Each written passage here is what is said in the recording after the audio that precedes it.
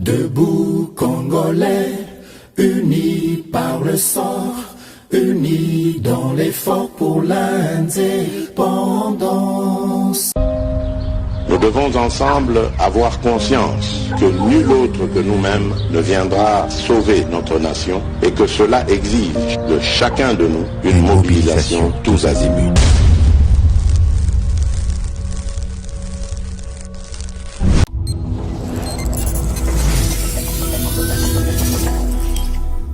Boye malamu na GCAM télévision, fidèles abonnés, chers internautes, et Sengonangai Koye Babino Ebele na Bolandi, émission Debout Congolais.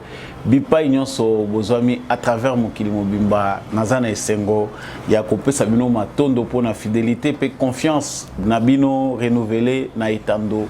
Il y a GCAM télévision. Boye malamu pe que justice yanzambe eratakate, justice yanzambe moto mokote aisha paka na contrôle nango. Cela veut dire que sengeli to salaka kamalamu po nyonso to salaka to kozwaka litomba na yango. Ce qui ozokanisa ke ozali tout puissant na mokilo mutakoyi ko stopper yote. To po kanisi ke ozali plus faible que mabe na yo bako compter ngote oza ko se tromper. Nous sommes tous redevables pour nos actes. Il n'est pas tard pour changer. Kanisa malamu na poso tozali kobanda o se recadrer pour na kotambola na lolenge ya malamu. Actualité na biso ya mokolo lelo ezali principalement dominé na ba propos topé mokanda ya Corneille Nangaa, ex-président ya CENI pe président ya parti politique Action pour la dignité du Congo et son peuple. Pour Corneille Nangaa, a confirmé qu'il y a bel et bien l'existence d'un accord politique entre Félix Tshisekedi et Joseph Kabila, dont lui était le témoin. Et bien qu'après, avant même l'élection, ils ont dit le mot que Salimaki, il salue que Félix Tshisekedi et Kabila, Joseph, ex-président de la République, va s'entendre pour Félix Tshisekedi comme président de la République. À 2 mois des élections en République démocratique du Congo, cette nouvelle a tendance à réchauffer l'actualité de la République démocratique du Congo. Les documents il y a faux, il y a vrai. Nous allons scruter ici avec vous la lettre de Corneille Nangaa. Nous parlerons d'un document qui circule soi-disant que les documents où Félix Tshisekedi a signé comme accord na Joseph Kabila. Pour ceux qui ont commis en 2023, en tout cas, Félix Tshisekedi va soutenir la candidature de Joseph Kabila à la présidence de la République. Nous parlerons aussi ici, il y a des propos à Nangaa avant et après. Les Nangaa d'il y a 2 mois ou 3 mois passés et les Nangaa d'aujourd'hui, qu'est-ce qui a changé pour que les propos n'aient changé de temps en temps? Nous en parlerons dans cette émission. Voilà, actualité, Yami Balé, Tokolobela, Izali, Likambo, Yasseni, Tuebamalamu était président Yasseni, Denis Kadima, à répondre dans Lingala à tous ceux qui veulent absolument que l'organisation des élections soit un échec pour justifier leur existence et le financement qu'ils reçoivent à partir de l'étranger. Na ba union so oyo balingi ki élection ici mbate mabezala pour que bango ba justifier misolo bango bazwaka libanda alobi boyebi aza muto sans effet. Nous parlerons de ça dans cette émission à qui Denis Kadima s'adresse banani wana baza kozwa misolo de l'étranger bazali kosala ba calcul nango ya ba élection République démocratique du Congo sur base ya COP na bango basalaka bokoyoka vidéo ya moi Namboka président à CENI Denis Kadima. Actualité ya misa tutukosu kisanango esengeli toyeba ete eza na mokolo ya samedi meeting moko mixte salemaki entre ba élément ya M23 na contingent ya EAC principalement oyo ezali composé na ba Kenyans. Koloba ete nous nous joignons à notre population pour adresser un message au président congolais Félix Tshisekedi. S'il envoie des avions ici, des bombes, il va tuer les M23 et la population civile. Les M23 a demandé à pouvoir dialoguer, vous avez refusé. Tant que vous avez l'ultimatum balancé na M23 ici là qui lobby. Na sima kosi la ultimatum wana bango déjà tant bayo ki balancer bango ultimatum baza na kati ya population foye bakena bunagana na basito baza ko occuper bazali ko organiser ba meeting bazali ko betisa ba match ba football ba lobi soki otindi ba avion na ba bombe okosangisa biso na population okoboma biso. Qu'est-ce qui se passe là-bas? Qu'est-ce qu'il faut envisager? Est-ce que EAC azali na agenda mususu nini penda armée congolaise esengeli kosala ezali ba question toza ko se poser mais ba révélation ezali na kati ya émission oyo na tondi bino penda botondi ndenge boponi fréquence ya ba éclairé debout congolais soki na ino s'abonner na sengi na yo o sala yango po ete okoma moko ya ba éclairé to pe membre ya famille muneno to bengi debout congolais tika commentaire ya malamu vraiment na soutien pe na FARDC na biso ozali FARDC na motema depuis wapi na République démocratique du Congo depuis pays nini à travers le monde. N'hésitez pas et n'oubliez jamais de liker cette vidéo, de la partager avec tous vos voisins pe comment éclairer loko la yo. Nakanisi ezali actualité oyo batu nyonso baza kolanda na bokebi uta weekend toloba mokola lobi dimanche Corneille Nangaa asa comme président ya parti politique mais aza ko vivre na exil ndenge boza ko remarquer yango. En tout cas le président ya parti politique Oyo Tobengi Action pour la dignité du Congo et son peuple. Il y a la dignité. Il y a la République démocratique du Congo. Corneille Nangaa a commis Mukanda. Nenge bozo ko mona ngone etandona biso. Et kanda na ezali éclairage historique autour des dernières mêlées médiatiques en rapport avec l'élection présidentielle du 30 décembre 2018. Là, il parle de la vérité et l'observation silencieuse de ce qui est. C'est la vérité qui transforme ce qui est. En tout cas, la citation est Tony Ebele Awa. Corneille Nangaa parle de toutes les questions concernant les élections. En tout cas, ma conclusion, il y a un mensonge d'État. L'accord politique existe bel et bien et il devra être rendu public. Signé Corneille Nangaa, c'est depuis le samedi 23 septembre que éclairage na ndenge moko sepeli ko bengango ezali ko circuler. En tout cas, Corneille Nangaa pona baye biete azali ex-président ya CENI. Donc muto azalaki avant Denis Kadima. Nous savons tous qu'il est en exil pour des raisons qu'il maîtrise lui-même parce que tozali na rapport mon côté toute information ezali lié na inquiétude il y a Corneille Nangaa sur le plan sécuritaire.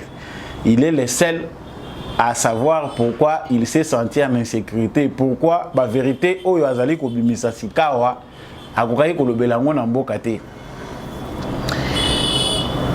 Eloko ya yambo esengeli toyeba nini Corneille Nangaa lobaki avant. Corneille Nangaa a lobaki que les 7 il y a moi oyo esengeli aloba ba vérité oyo azako bomba concernant le processus électoral il y a 2018. Il faut appeler ça en public. Les 7 et les cas qui batobele batunaki Corneille Nangaa vérité na yo ezako zelanini ndenge botunaki. Il est revenu ndenge boyo kiango pour na ye Félix Tshisekedi na Joseph Kabila. Il y a eu bel et bien un accord. Cet accord-là, Bayokanaki, Kabila pesaki Félix Tshisekedi pouvoir. Et Félix Tshisekedi, il fallait qu'il en retour à s'arranger na bango autour de la gouvernance. Et si Kaiwa Piesingela qui a Simba, armée, décision nyonso, il y a d'État, il faut ezala, ezoama, en concertation na prédécesseur naïe. Et accord wana yangonde bakosela kibiso. Yepenanga a complice parce qu'il est le témoin. Donc avant, ils se sont entendus. Après, Nanga a publié le résultat. Donc il s'est aussi associé à ces mensonges d'État qui a fait que Félix Tshisekedi soit le président. Partant d'abord, na makanisi à Corneille Nanga, c'est-à-dire Corneille Nanga, premièrement, doit être poursuivi en justice. Yé oyo azakotali sabiso qu'il existe bel et bien mensonge d'État. Oyo salaki que Félix Tshisekedi a gagné l'élection, mais basalaki bayokanaki na Kabila pour placer Félix Tshisekedi au sommet de l'État. Mais Yé Nanga a publié Tshisekedi comme étant le vainqueur des élections en République démocratique du Congo. Bandekonanga, ils ont fait ça pour ça qu'on s'écarte, mais ça fait très mal. Après 4 ans, 5 ans, il y a mandat à Félix Tshisekedi, ils ont dans quelques mois, mandat à Félix Tshisekedi, et Sili. Na 5e année, presque 5e année, il y a Félix Tshisekedi, il y a pouvoir. Nanga a même le biso vérité, il y a bombara na mutema, pour y biso que, en tout cas, à se sentir mabé, il faut abimisa pour à la calme. Mais, quand on se biso to wutaki, qu'est-ce qui avait empêché à Corneille Nanga de se repentir? Et pourquoi avoir choisi l'année électorale pour venir mettre sur la place publique la vérité yo bombaki pendant plusieurs années? Je ne pense pas que cela pourrait être une simple coïncidence avec une année électorale et la préparation à Yimoko Nanga. C'est qu'avant, il se sentait en paix. Azalaki n'a pas de problème, a trouvé qu'il y a un moment où il y a un moment propice pour la vérité. Déjà, il y a quelque chose qui ne va pas. Partant na Malobaya Nanga, parce qu'il faut tout analyser mon malam. Na espace il y a 2 mois, non, tout le 3 mois. 3 ou 4 mois. Corneille Nanga, ba propos na ye, ils ont évolué. Nazo pesa bino na une courte vidéo, il y a quelques secondes, awa, toyoka ba propos ya Nanga, lorsqu'il a commencé son débat, il a défrayé les chroniques que Nazali témoin, il y a corps moko, et ça dit que Félix Tshisekedi a dirigé Mboka. Écoutons la réponse de Corneille Nanga devant les journalistes Jean-Marie Kassamba. Sinon, sur les résultats. Oui. Le président Tshisekedi est chef de l'État, mais il y a une majorité qui appartient à une autre famille politique. Le FCC. Il faut signer un accord politique, c'est l'accord de gouvernance. C'est de cela dont Nanga a parlé. C'est de cela dont Nanga a parlé, et c'est ce que Nanga sait. Qui est un autre accord, Nanga ne sait pas. Permettez-moi, oui, je peux vous donner une illustration.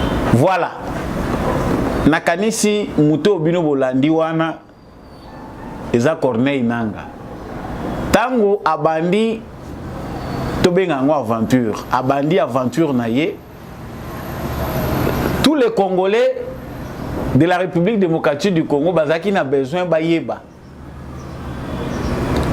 Makambu Nanga zali koloba alingi aloba nini parce que Nanga n'était pas clair dans son allocution lorsqu'il a commencé son théâtre, j'appelle ça comme ça. Nanga lobi nazaki témoin y accord oyo et sali que Félix Tshisekedi abandi kolia monoko. Babenga ki Nanga pour que Nanga loba vérité. La vérité auto wuti koyoka yango Nanga lobaki. Le seul accord dont il était témoin, c'est l'accord FCC cash. Accord où ils ont résulté dans l'élection. C'est l'accord qui est le résultat des élections de 2018. L'élection Tango et Salami, la majorité, c'est le calcul où Nanga Basala qui n'a Kabila. Majorité et Bimi, na côté na bango. Cette majorité là numérique, on va composer bango moko basali bloc, ba mipesi majorité. Et c'est en fonction de ces résultats là que il devait y avoir des négociations pour savoir comment la République devait être dirigée. Soit vous allez en cohabitation, soit vous allez faire des coalitions pour savoir comment vous devez diriger. Bissognon Sotozali bat témoin. Et là encore plus loin, tozali kopesa preuve mususu ezali vidéo boza kolanda. C'est Jean-Marc Kabound qui officialise Oyo ezalaki coalition FCC cash na bakamunyon ezali ko découlé. Vidéo la biso peut-être à mauvaise qualité, mais bolanda malobeza ko bimanakati. Gouvernance dans la lutte contre la corruption. Résolu à cet effet à mettre en œuvre des réformes institutionnelles ainsi que de politiques publiques propres à créer les conditions propices à une croissance économique forte, durable et aux bénéfices équitablement partagés. Réaffirmant leur attachement commun aux valeurs du patriotisme, au plan politique et de la social-démocratie, au plan économique et social. Consciente de leurs responsabilités devant Dieu, la nation et la postérité proclament ce qui suit. 1. L'effectivité de la coalition Cash FCC pour gouverner ensemble. 2. L'adoption d'un programme commun de gouvernement Cash FCC. 3. La mise en place d'un gouvernement de coalition Cash FCC. 4. Enfin, la mise sur pied d'un comité de suivi de la mise en œuvre de l'accord de coalition. S'agissant plus précisément du gouvernement, les deux partis ont convenu et arrêté de procéder à la formation d'un gouvernement de coalition comprenant, hormis le Premier ministre, 65 membres, dont 48 ministres et 17 vice-ministres, à raison de 23 postes au total pour le cash et de 42 postes au total pour le FCC. Fait à Kinshasa le 29 juillet 2019 pour le FCC, Prof Némi Moulania Wilonja, coordonnateur. Pour le cash, Jean-Marc Kabound, coordonnateur. Merci. Nous passons à présent à la cérémonie de la signature des documents de fin de négociation. Au total 3. C'est bien cela? Voilà, toutes nos excuses peut-être pour la qualité à vidéo. Et la vidéo, ils ont mis dans des conditions de téléchargement malamuté. Mais tout ça, c'est donné plus dans des propos, dans des coalition FCC cash, ba délégué bazaye ko kende kuna Némi Moulania, Jean-Marc Kabound, bazalaki côté à cash. Ba négociation ezalaki ko salema pour avoir un gouvernement, un accord de gouvernance. Ndenge nini tokoye ko kamba, bozui majorité, toko kabola ndenge nini ba ministre, toko kabola bango ndenge nini par rapport à ba parti politique, tout ça il devait s'entendre pour gouvernance et salema. Parce qu'il ne devait pas aller en cohabitation, il n'a que sa kimiate. Bon, Nanga nous dit que tout ça est faux. Accord au bango ba yebi. Bomoni document boza ko mona na écran, c'est un tour des réseaux sociaux. Dans ces documents là, tout moni 3 présidents bazali Kobi Manakati, ba président bazakuna bazali témoins, témoins nationaux, les témoins internationaux, Uhuru Kenyatta, Ali Sisi à Égypte, Cyril Ramaphosa, président de la République sud-africaine. Tout le monde est témoins nationaux, Défunt Kayimbi, Célestin Bala, John Numbi, Ami Sikumba, Jean-Claude Yave, Kabeya. Signé, document signé Félix Tshisekedi Tshilombo, Joseph Kabila Kabange. Un torchon. Chers frères, tous les gens torchon. Bato Oyo, Batambolina, Joseph Kabila, ils ont toujours tendance à manipuler l'opinion à travers de faux documents. Avant ces documents, il y a un faux document qui a circulé, soit disant que Seni a boyi ba élection. Seni a tindi document, Seni a boyi élection, mais à mesure yako. Pour organiser l'élection, Batindeli Félix Tshisekedi des documents confidentiels et tambolaki na ba réseaux sociaux. La plupart des kabylistes, même bato yo baza censé comme bien intellectuel, ba publier qui document wana, ba tiango en ligne. avec l'idée de manipuler, de créer peut-être au Bisoto Yebiwana. Ce document est un faux, il n'est certifié par personne. Félix Tshisekedi ne l'a pas dit seulement aux États-Unis côté Outi. Il n'existe aucun accord signé. Tobele la bandakala, ce qui accord ezali bo bimisa yango ba bimisa ka yango te parce que ba qui existe akate. Seule entente qui existait entre Félix Tshisekedi et Joseph Kabila, ezali entente, il y a passation, il y a pouvoir. Félix Tshisekedi les jours Oyo Azali Seni a publié résultat. Félix Tshisekedi a béni Joseph Kabila un partenaire pour l'alternance parce qu'il devait y avoir entente. Entrant na sorta basololaka, que ce soit dans le pays ndengenini, muto azoya kokote ou aza vainqueur. Avant protocole et ça la kaka ke batu basolola. Même pas na ndenge ya mabe, mais le protocole exige que bazo ba mesure nyonso. Le lengenini bako sécuriser ye, le lengenini makambo ko salemela. Félix Tshisekedi l'a dit clairement na États-Unis d'Amérique. Bato yo bango batindela ki soit disant tous allez na ba proposition tous a couper ça yo tout ça il a refusé selon lui. Mais pour na ba kabiliste na moment to komi élection en tout cas c'est mensonge d'état et ko koleka boité et sengeli mensonge d'état wana tozongela yango. Félix Tshisekedi n'avait jamais gagné les élections. C'est un faussaire. Azalaki eza à conclusion et accord entre Joseph Kabila et Félix Tshisekedi ndemutu sali que Félix Tshisekedi a comme président Kambamboka. Mais si nous devons arrêter déjà, ce qui supposons que c'est une vérité. Tokokangananga, tokangi Kabila, tokangi batouana nyonso. Félix Tshisekedi va continuer comme la président parce que nous savons que la Cour constitutionnelle et la CENI va certifier que Félix Tshisekedi est bel et bien le président issu des élections de 2018. Pendant ce temps-là, Joseph Kabila na Corneille Nanga bakozala na boloko baza kolinga ko fournir biso ba preuve comment ils ont fait pour que Félix Tshisekedi devienne président. Mais mes chers frères et sœurs, nous Congolais avons accepté d'être distraits, si ce n'est pas par la musique mais par la manipulation sous quelque forme. Joseph Kabila avait l'armée, avait la police, avait les services de renseignement. Un ancien militaire, même si tu as habité place ni na la formation militaire, tu as se retrouver.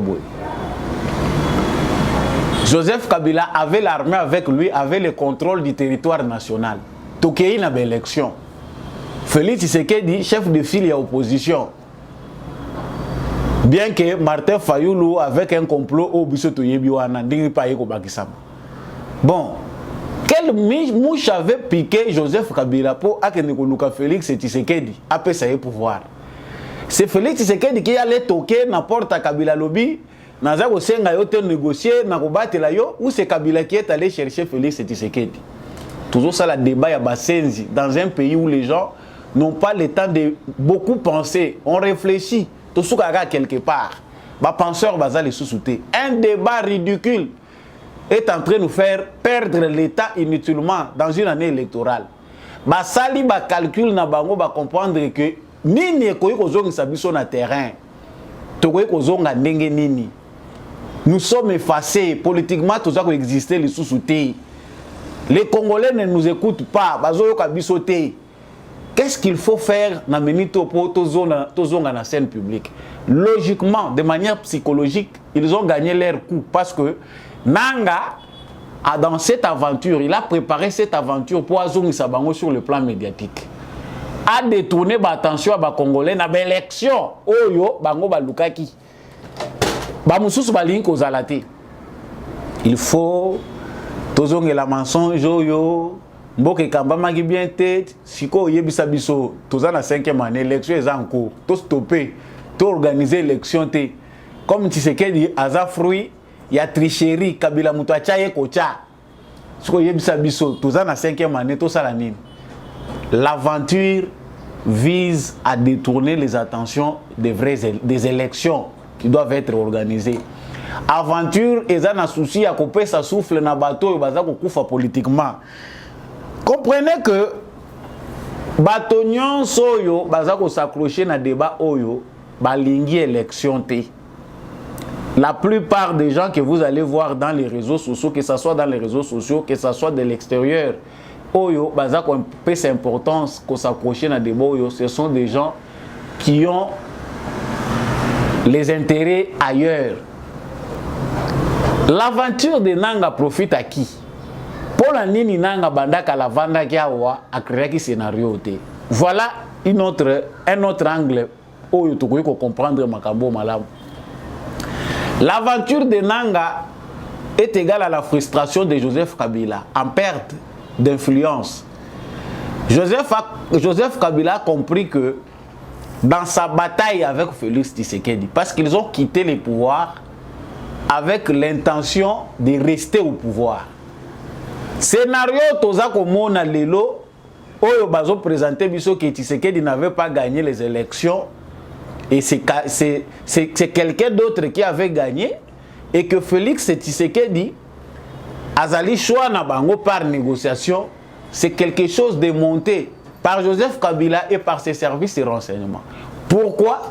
Pression à qui na communauté internationale, pression à qui na peuple congolais, et c'est là qui a quitté le pouvoir par n'importe quel moyen. Kabila a raison d'être traité au sommet de l'État congolais. Il fallait créer et l'autre moko et qu'on permettre à continuer à contrôler politique. Topé à continuer à la mettre la politique dans la République démocratique du Congo. C'est ainsi que Kabila, réfléchissant avec Batounaye, les intelligences à Simba qui peut aider la politique, inventer scénario avec Nanga. Félix Tshisekedi a gagné les élections, il avait toutes ses preuves avec lui, toutes ses preuves. Félix Tshisekedi a été là pour la confrontation. Il faut amener les preuves. Félix Tshisekedi en avait. Les autres, c'était plus imaginaire. 40 000 smartphones. C'était imaginaire. La preuve, il y a là pour le vainqueur ou qui que ce soit. 15% Félix Tshisekedi derrière Chadari, on ne sait même pas comment ils avaient procédé. Mais c'était le fruit d'un laboratoire. Mensonge yo eza rempart na biso po Tshisekedi azala lokola muto biso to simira maboko o to koka ko gérer. C'est l'accord ou c'est l'entente ya Félix Tshisekedi na Joseph Kabila ezala ko s'assurer que alternance et ça le manakimia. Après les pillages, après le vandalisme, il y a l'économie congolaise na Congo mobimba, économie congolaise. Pour pouvoir, il faut Kabila soit avoir quelqu'un de leur camp. Mais lorsqu'ils sont allés dans la diplomatie et partout, ils ont scruté, trouvé que chez Mawana et Kotambolate na Congo, yango basala qui marche arrière. Comment maintenant maîtriser celui qui va venir pour Bissotos à la piété? La carte, la seule carte que nous connaissons, c'est que Kabila a été rassuré verbalement. Il faut que les Congolais soient bango que alternance aux Salima, toujours y a une idée à se venger contre Yoté. Donc se venger contre Yoté, bakosimba Yoté. Peut-être que tu as l'intention que ceux qui opposition aient eu pouvoir. Bakosa la chasse aux sorcières et que yo bakosimba yo bakosa la yo eloko mokote et Tshisekedi l'a bien dit ceux qui bolandi ba discours et bila Tshisekedi entente ezalaki verbal, il n'y a aucun accord signé, accord moko boyo accord ba signé ki Tshisekedi signé Kabila. C'est là où barulaka bango na farine oh bakomi ko bimisra biso ba torchon, voilà l'accord eza soni parce que moni nzambe babundisaka yete. Ils ont participé na l'échange wana nyonso mais l'attitude de Félix Tshisekedi et ça là qui va dribbler bango. Nous savons que Kabila Joseph a quitté le pouvoir sans que l'État se bête. Il a fallu l'amadouer, les rassurer. Ba conseil belé ya ba président et belé ya communauté internationale bazaki na sympathie na peuple congolais ba Tshisekedi ke muto yo tiela ye na se kolanda popularité te, kolanda vote ya peuple congolais te, mais trouve un moyen pour permettre que Kabila tike loko na kimia sans qu'il y ait ben de sang. En quelque sorte, M. Tolobagezakanya Manasaki, Tshisekedi a gagné les élections, mais pour avoir pouvoir, Kabila Ndimakotika pouvoir na Mouto a gagné l'élection, il a fallu qu'il soit amadoué. Il faut ruse politique et ça les mawana. Biso tozo benga ngo ruse te, c'est ça haute sagesse. Pombo ko ezonga na maboko ya ba Congolais, il a fallu Kabila akoma alela lelo ndenga zoli la wana. Oh, biso bazo présenter biso scénario que Tshisekedi n'avait pas gagné les élections, ils a Sony. Comprenez que l'aventure de Nanga, c'est la frustration de Joseph Kabila. Il a perdu d'influence. Il a perdu son influence dans la scène politique congolaise. Majorité yo Batrisha Gina Nanga et Kimi Bango. La voix de la raison a fait que les députés et Belé se pencher côté à Tshisekedi. La pression du peuple congolais a fait que Kalkilo Bango Basalaki pour Bagzalana contrôle total de l'institution ya Congo et échoué. Tshisekedi, c'est vraiment un homme d'État. C'est un fin politique. Ce qui va te sakana Tshisekedi, c'est que baza ko la lecture ya malamu te Tshisekedi ndenge nini azok fini azok na ko enterrer Joseph Kabila. La frustration que Nanga crée le théâtre que Nanga crée s'appelle frustration de Joseph Kabila en perte de vitesse. Nazako bandila kango balebele poto kango malamu. Joseph Kabila dans la scène politique congolaise, na balance politique, à perdre capital politique naïe. La majorité, matière grise union so Kabila, a somba na mbongo, a komisa bango bambwa na ye na kingakati, et kimi, mbisa landaka kote mai chulaka, le pouvoir a changé de main, mutupa simbi pouvoir rango, aza technicien, allez, a détourné batu nyonso, kingakati toyebi que chez Koufa, il n'y a plus rien là-bas. Bato yo bazali na bango na tante que bazana moyen basalinia wa koto yo te bazo mona qu'il ne valent rien awa bazana place ba kopesa bango te nde batikali baza kolanda mwa mike wana. En réalité Joseph Kabila est seul avec sa femme. Maintenant que faire? Lokola Tshisekedi ya la kisinga kaza politicien a botolinga majorité a eu contrôle et appareil sécuritaire to tikali ka na ba vieux commerçant wana. Bazo na biso tozo benga ba généraux alors que baza ba généraux des aventuriers. Photo lo bagango. Cercle influence et na Joseph Kabila dans l'armée, ce sont ces gens-là qui doivent leur richesse à Joseph Kabila. Merci na Joseph Kabila pour baza ko pa commerçant le lo balati tenu balingi kotika armée te, bazo ko continuer ko trahir mboka, c'est Joseph Kabila. Et Joseph Kabila jusqu'aujourd'hui continue à compter sur ces gens-là. Parce que la conscience n'a pas qu'ils se sont enrichis au dos du peuple congolais. Ce ne sont pas des militaires de vocation. Des bandits qui se sont associés aux politiciens pour détruire ces pays. Marge à manœuvre ya Kabila, Ezana Kati ya Batouana. Bayebi que quand Félix Tshisekedi déclenche la réforme de l'armée, ils sont en insécurité. Et belé bayebi que salaire oyo bafutaka militaire etali bangote même ceux qui Tshisekedi a sali messa ndenge nini bako chanja kate parce qu'ils ne sont pas riches pour na mbongo oyo bafutaka militaire congolais. Joseph Kabila n'a pas eu le temps de voir la vie quotidienne du militaire congolais abane kotala batuna ye o baza ko permettre ye ka assujettir peuple congolais. Quand on entre dans l'économie, on trouve les mêmes aventures. L'économie congolaise aujourd'hui est en otage entre les mains des expatriés. C'est Kabila Joseph. Na mwasi na ye. Na bandeko na ye. Comme il a compris que la bataille de Félix Tshisekedi, ce qu'il vise, c'est de reprendre le contrôle de tout. Tshisekedi ne veut pas reprendre le contrôle du Congo, la totalité pour son bénéfice à lui. C'est pour nos intérêts, nous Congolais. Yango Kabila a déclenché manœuvre. Je l'ai dit dans une émission précédente. L'aventure de Nanga, ce n'est pas Nanga seul. Kabila a de nouveaux diplomates qu'il a engagés. Kabila a de nouveaux mercenaires. Kabila a tindi batu partout. Et c'est l'Obama Mingi Toyokango.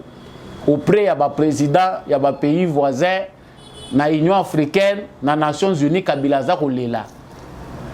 Soit disant que Tshisekedi ne respecte pas Makambundenge Zalaka. Tshisekedi aza komema mboka na lolenge sengelité. Il faut mettre Tshisekedi de côté. Zéro échec. Parce que aussi longtemps que tu étais au pouvoir, bamonaki oloko ya pamba. Le président Oyo Bandai Kosolana Kabila Boye, ce n'est pas parce qu'ils étaient convaincus dans le discours à Kabila. C'est parce qu'ils savaient qu'à travers Kabila Bazan et Loro Bango Bakozwana Congo. Chers Congolais, arrêtons. Ne voyons pas Nanga. C'est Eza Kabila qui perd tout. Azate. Élection Oyo Salima, tu sais que dit Aza déjà. Bon, non, c'est la longueur d'avance que donne le pouvoir. Moutouata Zazoba, Sokaza na pouvoir, il a la possibilité d'attirer la sagesse et l'intelligence, même venant de l'autre coin du monde. Il est président. Bakanga ki bino na makasite, tu sais que d'ailleurs qui na bachar de combattre, tu sais que dit à kota ki wana ba soldate, tu sais que dit à kota ki kuna yemoko. Ridicule. C'est un débat ridicule que nous ne devons pas, que les vrais Congolais ou Tozali, il faut balayer ce débat, faire de sorte que la réponse au Tozako pesa bango et même abisso na distraction te po biso to comme concentrer na théâtre na bango. Et ils font ce théâtre pour leur survie politique. Souci na bango est que va continuer à exister politiquement. Que les simples opinions au bazana nous flatter à koyoka ka ba discours aboyé, ba kumba bango po bazana na moi espace na kati ya opinion congolaise ou na scène politique congolaise. Mais quand on voit ce qui s'est passé, ils sont effacés. Bozana bino na carte élection te, bozwa ki carte te, boy na bino ko s'enrôler. Te élection te, élection toujours qu'une élection. Biso soko toujours qu'une élection, bino bo misi débat o a gagné ki élection te mensonge d'état. Ndeko nanga okomino exilé ya pamba, ya Tchana na ya Boulé, dans une aventure qui paye pas. Ndeko kaloe vazali banda, aye ozongawa, andimia négocier. Yo zombi moke exil. Pouvoir rabino mozo sakana nango. Le schéma n'est plus ce qu'il était avant. Même ceux qui mozo compter pour le but que Tshisekedi n'est pas renseigné, nous avons encore des points. Vous vous trompez. Le pouvoir qui est entre les mains d'un vrai Congolais, c'est difficile pour le Loboko et qu'il y a Basenzi Moussous au Barosala Busso Automoni pendant 21 ans à AFDEL. Ici, la démarche vise à enterrer l'AFDEL sur le plan institutionnel. Accession à Félix Tshisekedi na pouvoir, les alaki pour na caugurer enterrement à AFDEL. Nous avons vécu 21 ans, il y a politique à AFDEL. Les sols et les sous-sols appartiennent à l'AFDEL. Bien que Moussa Koufa, c'est ce qu'ils ont fait pendant 21 ans. Nous avons la réforme, où ils ont sa constitution, où ils allaient proprement, il y a des Congolais. Où ils ont sa institution, où ils ont répondre à l'aspiration profonde du peuple congolais. Loi fondamentale, où ils allaient propre à la géographie, à l'histoire et à la République démocratique du Congo. On nous amène des bêtises, on nous amène de la distraction. Chers frères congolais, pour tous ceux qui s'appointent au yo, nakanisi ke sengeli to comprendre. Si nous comprenons comment la scène politique congolaise fonctionne, tukukota na ba distraction ezangati nate. Nanga qui est parmi les voleurs d'État, parmi les criminels financiers yamboka na biso, parce qu'il nous doit beaucoup. Des élections organisées par Nanga nous ont coûté plus d'1 milliard de dollars. Il est multimillionnaire. Il a le temps de faire des bruits parce qu'il a des affaires qu'il fait. Mine kaka moko basimbio bakabela kayena kabila kwa sala kanini et commissaire biloba loba. A comme diplomate en exil, il y a Joseph Kabila. Et ça perd le temps ceux qui n'ont dit sujet wana tokotika la tokangami awa kito la distraction. Sango ya mibale yangoyo président ya Seni Denis Kadima a répondre na bandeko yo balingi kotika kopo yo te. To landa ina nsima tozongi. Na mona batu msusu bakomisa élection neti en fait bakomisa échec électoral neti nde raison d'être na bango. C'est-à-dire organisation nae pour dans structure nae ONG nae pour EPESA, parfois même confession religieuse, pour EPESA, il faut élection et les cabinets pour comme ça, à continuer à développer un projet, à attaquer l'art.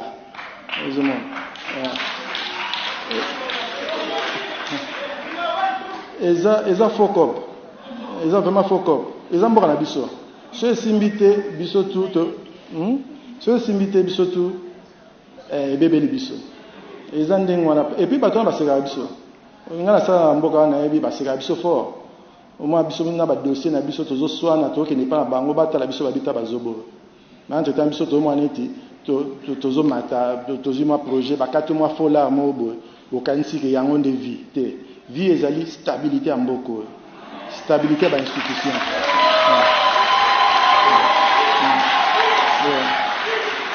Il faut entrer côté bango les andengwana aux amboka na biso muto aussi d'ailleurs bango mingi ba séparation de simbate so simbate toza faible bazo attaquer biso talaka bilimo depuis to banda toza kana ba problème point il faut que biso to contribuer na solution élection il faut la solution ce que simbité zela 2028 ba bazo quitter na 2018 ba quitter que 2023 ko yaka et occasion ko za siko ba ko kapé ko longa ezamboka na biso bobo sana lokwa na te ba o dribbler biso ba ko sa biso tozo ndima to na ba dossier pamba to senga bala to ba ke simba kite te so ke simbi e simbi so simbi te bokolo ba ngope mais bo ba ka te ke simbi te alors que simba ki donc en tout cas boka nga bien ezamboka na biso il faut toujours avoir patriotisme mo bo to ka pe soniko makamna biso to ndobe pa batu to za na moi dignité mo boye na moi fierté moko boya mboka na biso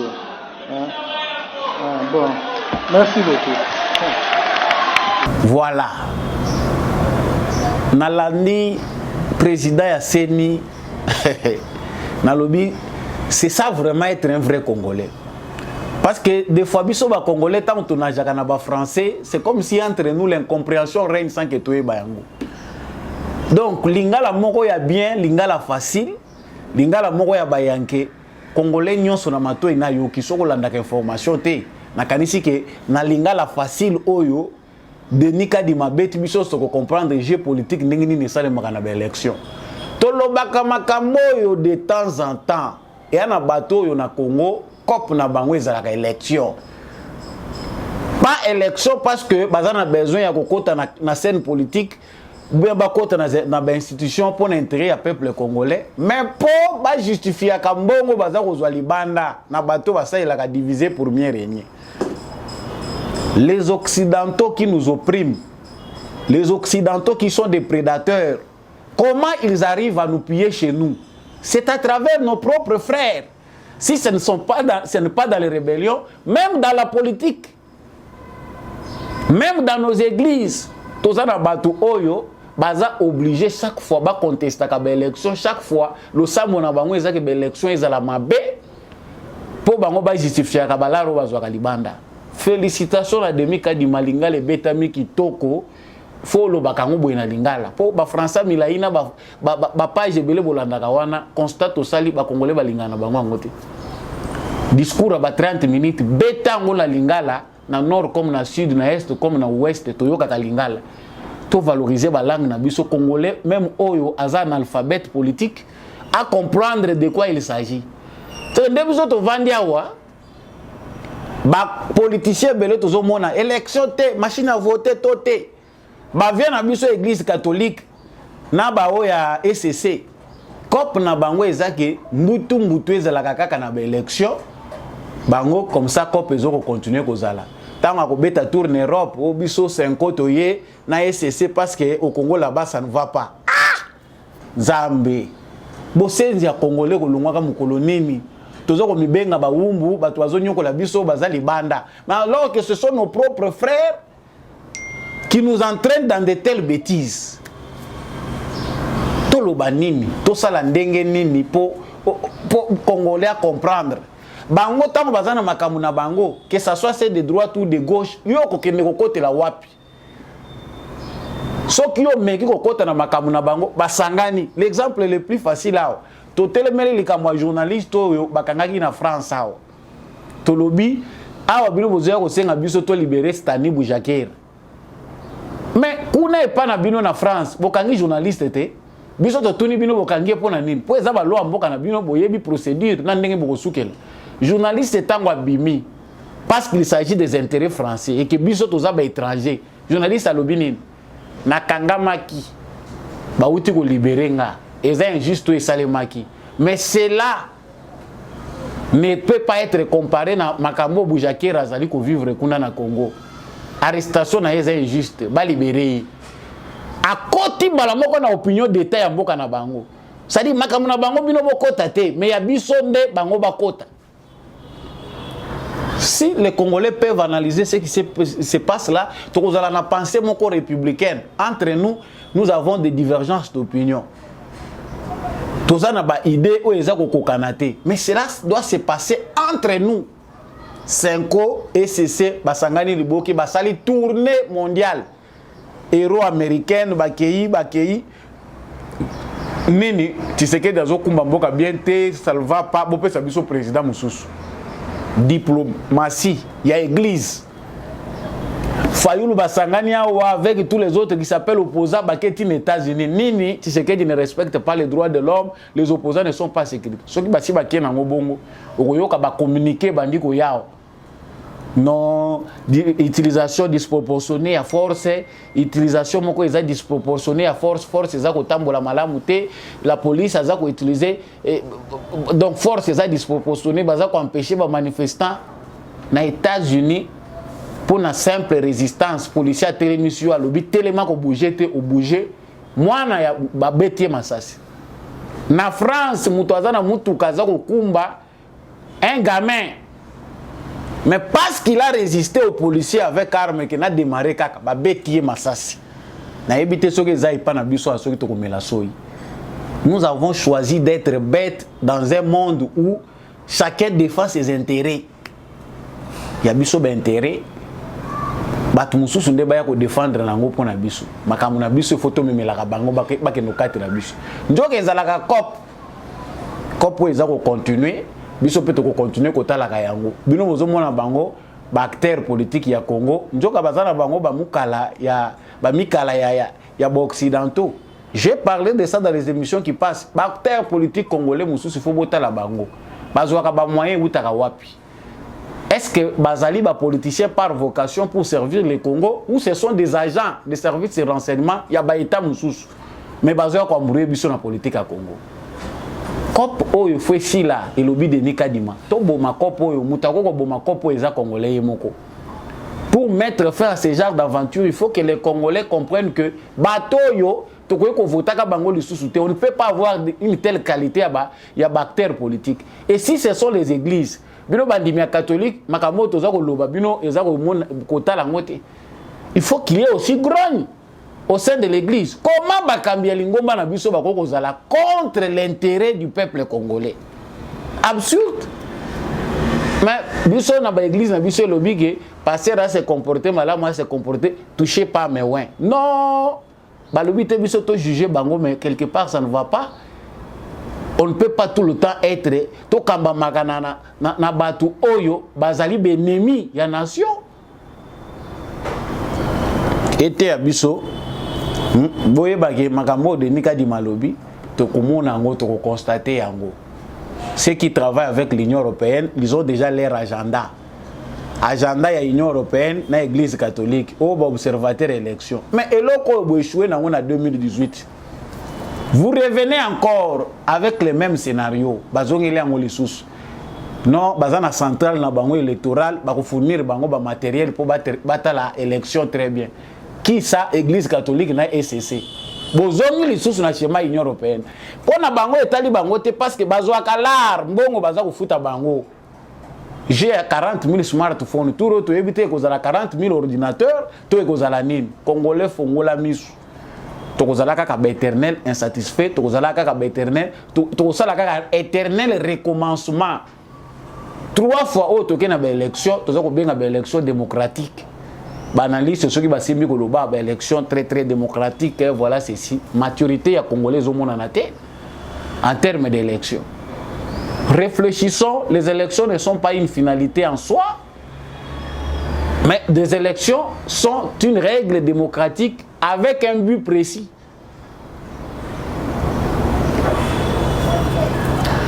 Sangwa misa to rubaki to kosuki sanango awa ezali connivence ou ezali entre contingent kenyan na ba M23. La fois passée tout le monde a dit ndenge nini to répondre cité à Mouchaki grâce à la collaboration il y a FARDC na contingent burundais. C'est le seul contingent oyo musala na bango ezomona na clair. Ce qui groupes armés moko groupe armé moko ezali ko menacer peuple ba ko intervenir sans même ko senga ba botoli ba ko botela biloko bato ba ko zwango bazongiseli ba kolona. Et c'est là que babisika we ezali contrôler na ba M23 et à cet temps azoya wana ezali pour M23 longwa wana akende ko se cantonner na isika we ya bango. Ça fait maintenant 2 mois depuis l'État congolais à Sabongisi Sika M23 qui n'a gâté. Yango basi balobaki na bango. Scénario mon côté ezali non envisageable. Tous les scénarios sont possibles. Nyon se koki koya. Lokola bango ba monike armement oyo kotizamba na façon oyo ba unité spéciale ezali kokota, en tout cas ça ne va pas. Qu'est-ce qu'il faut faire? Tolandi Christophe Lutundu là na émission na biso eleka ki a lobby que ultimatum eza lancé na ba M23 ezosuka le 24. Soki ba kolongwate OK. Ba yebi bango moko soro ke kolanda bango. Réaction M23 ezali M23 aza ko cohabiter na EAC principalement les contingents kenyans. Nde mutu eza très proche ya ba mouvement wana ya ba rwandais. Et quand on scrute même les gestes diplomatiques, tout le monde a que le président kenyan est trop proche du président rwandais. Ba va et vient za kuna mingi ko sekaseke za kuna mingi. Très flou na application ya accord ya processus à Nairobi. Processus à Nairobi lobby que ceux qui ba groupes armés ba boy ko se donner à la limite il faut que ba président bazwa décision à ko frapper bango. Inane yango tokei frappe ezalakate. Contingent kenyan azoze la dialogue. On nous envoie des militaires au baza ko risquer batike la biso bana wa bana musu ya ko bota ya MONUSCO tozana bango wa. Bana musu to kotikala na bango wa. Baza ya MONUSCO pendant plus de 25 ans. On ne va pas manquer avoir des enfants batata na bango bakomona nate. Lokola ba mususu oyo ba belge ba wanga na katilelo. Qu'est-ce qu'ils disent? Baza ko lobake biso toza ko lancer message na président Félix Tshisekedi. Soki alingi kotina ko matisa ba avion pour baya ko bombarder biso ayebaka ko bombarder na population civile na ba M23. Elingi ko lobanini. C'est que la carte que jouent les Kenyans et le Rwanda ezali ya ko compliquer na ngo Tshisekedi. Objectif na bango ezali ko empêcher action ya FARDC. Lokola ba yebi ke FARDC grâce à détermination ya gouvernement baza prêt à coagir et M23 za na moyen ko exister. Il faut pas créer blocage. Au lieu EAC topé contingent kenyan asal na oya ya ba Ougandais. Basala que ba M23 ba kende nesika oyo ba bongisi bango comme lié à cantonnement ba s'associer na bango pour empêcher la manœuvre ya Congo. Et na kati ya ba population civile o baza kuna des militaires rwandais en civil bazaka bongoso ba moni FARDC azako se préparer na ko sala somoko au mona ba komi ba civil ba se faufiler na kati ya ba civil bazako lata ba tenue civil pour na ko scruter ba mouvement. Bamususu na bazamba bazako tala. Ils ont des va-et-vient faciles pour na kokota. Tango bunagana toza ko lobelango. Cité frontalière na Uganda. Bazo kota na Uganda bazako bima mikolo nyonso bazako sala ba faire bazo kota bazo zonga, tous les renseignements sont là. Maintenant l'objectif ici c'est d'empêcher que FARDC salate. Yango biso pe to koloba. La population congolaise doit être aux aguets. Pour ceux qui ba bomia Oh, moni FARDC, abomina population congolaise, le Kouta, c'est les Rwandais qui sont à Bunagana, assimilés au M23. Bateau, bazako collaborer na ba M23, assimilés au M23, bako bombarder Binou. Parce qu'on en a assez. L'objectif est d'aller faire perdre beaucoup de temps l'action au gouvernement congolais à travers des manœuvres et un dialogue bazako luka. Pour continuer à occuper la région et la population na bango bazako pona. On a même renseigné dernièrement ici que bazako recruter Kagame bazako recruter bazako continuer kozwa. Ba jeune fille, ba mibali, bazako zwa bango comme état de civil, bazako tinda bango na ba zone ou ba M23 bazali. Créer les chaos pour tout le non, les problèmes les a bisoté, bisoto on a besoin de solo là, to solo na banane. Et lorsqu'il s'agira que beaucoup ne se cantonner, wapi ba milice wana ou bien ba rebelle wana to mona bango, ba komona na te ba kolinga te ke baza la cantonner parce que objectif na bango ba yebi que ba fasi na bango. Ils n'ont pas d'identité au Congo, mais ils sont infiltrés pour créer les troubles. Le gouvernement congolais doit passer à la vitesse supérieure. Le Kito et Kokabola ba congolais na ba oyo baza ba congolais te. Les vrais congolais ba kokima na Congo. Même si ils vont ailleurs, ba kozonga na mboka na bango parce qu'ils sont congolais, ba yebi esika bazalaka, ils savent s'identifier. Ba oyo baza ya ko Congo te, ba kozonga na Congo te. Mais la manœuvre occidentale des États-Unis d'Amérique, l'Union européenne, Belgique, non, il faut, la solution ne sera pas militaire, elle est diplomatique. Nous sommes dans un complot qui veut compliquer les choses. Makaboué, ça l'a compliqué pour bâtir un souka balobake. Non, voilà, voie diplomatique, ils allaient tout négocier. Si c'est que du Ondima, c'est des concessions telles. Alors qu'il n'y a pas de concessions à céder. C'est que nous devons savoir, les alliés, que ceux qui ont quitté, vous allez dans les réseaux sociaux, vous trouvez des gens qui se disent congolais. Les 24 yango ici l'équipe, Bunagan est toujours entre les mains des Congolais. À la limite, Aza Moussien Zité, mais Eza Kindoki. C'est de la sorcellerie.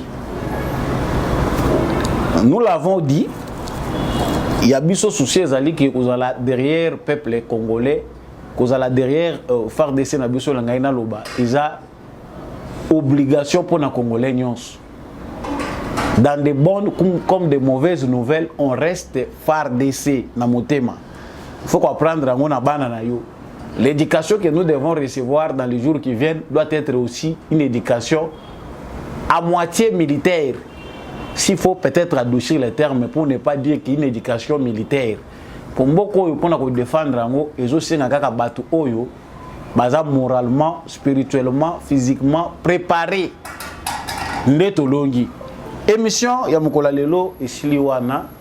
Nazaki ne sengo penda ya koyeba bino ebele.